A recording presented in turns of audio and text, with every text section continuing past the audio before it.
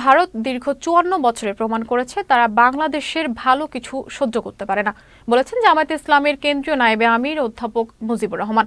তিনি বলেন, বাংলাদেশকে তারা শুধু শোষণ করেছে আর সম্পদ নিয়ে গেছে, বিনিময়ে কিছুই দেয়নি। শনিবার চাঁদপুর বাসস্ট্যান্ডে জামায়াতের উপজেলা কর্মী সম্মেলনের প্রধান অতিথির বক্তব্যে তিনি এসব কথা বলেন।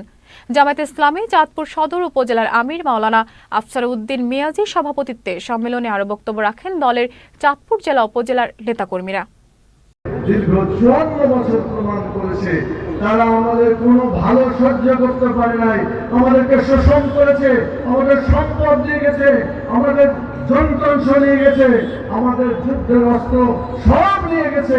তারা আমাদের উপর দিয়ে রেল লাইন নিয়েছে, রোড নিয়েছে, আমাদের বন্দর নিয়েছে, কিন্তু তার বিনিময়ে আমাদেরকে কিছুই দেয়নি।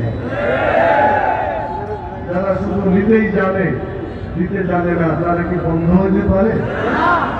তারা শত্রু হইতে পারে, তারা দুশ্মন হবে। আমাদের কল্যাণের কোনো চিন্তা নাই, তাদের কল্যাণে সব।